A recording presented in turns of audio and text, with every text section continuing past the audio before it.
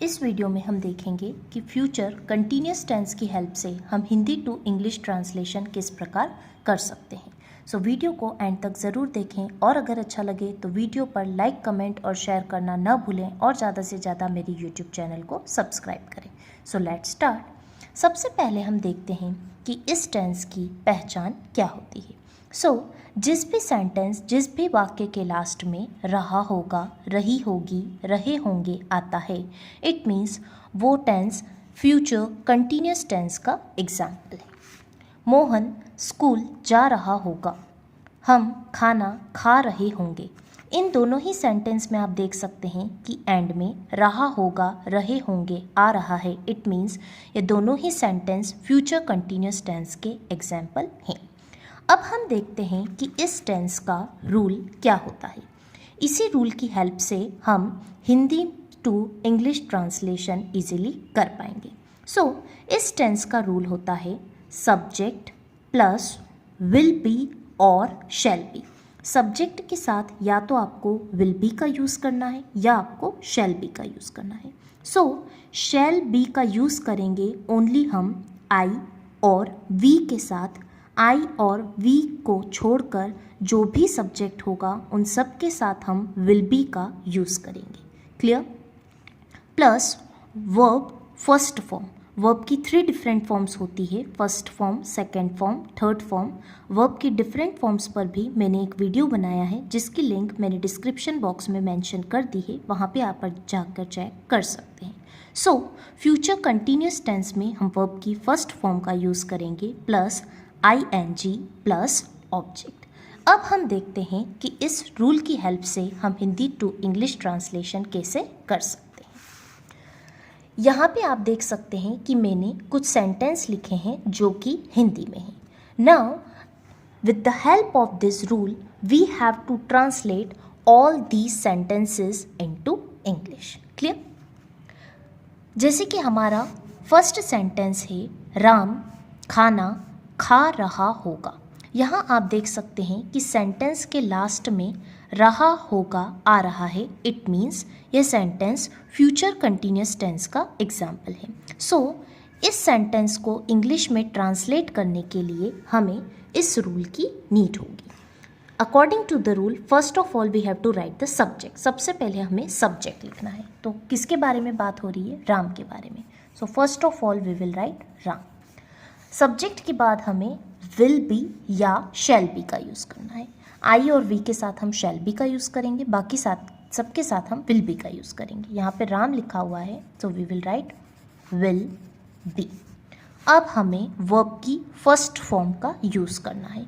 खा रहा होगा, खाना एक वर्ब है। खाना को इंग्लिश में हम बोलते हैं eat. Clear? After that in first form of verb we have to add ING. Ram will be eating. And at last object. Ram क्या खा रहा होगा? खाना. Ram will be eating food. Clear? Monu सब्जी बेच रहा होगा। Again रहा होगा it means future continuous tense. Again उस रूल का हम यूज़ करेंगे। First of all मोनू, अब विल बी या शैल बी। यहाँ पे मोनू लिखा हुआ है इसलिए यहाँ पे भी हम यूज़ करेंगे विल बी।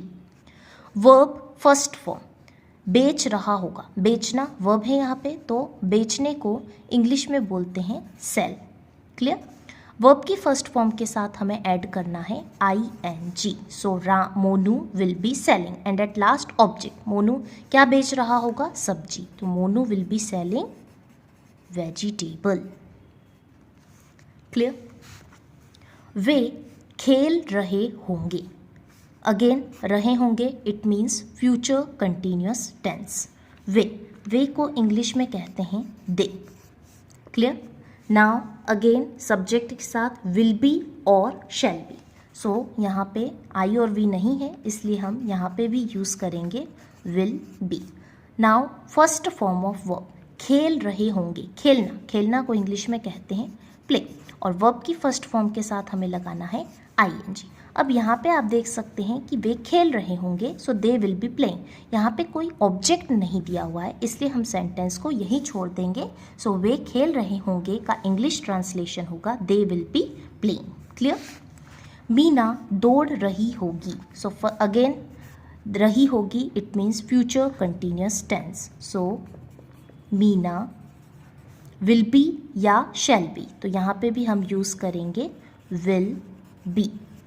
दौड़ रही होगी, वर्ब की फर्स्ट फॉर्म, दौड़ना यहाँ पे वर्ब है, तो दौड़ना को इंग्लिश में कहते हैं रन।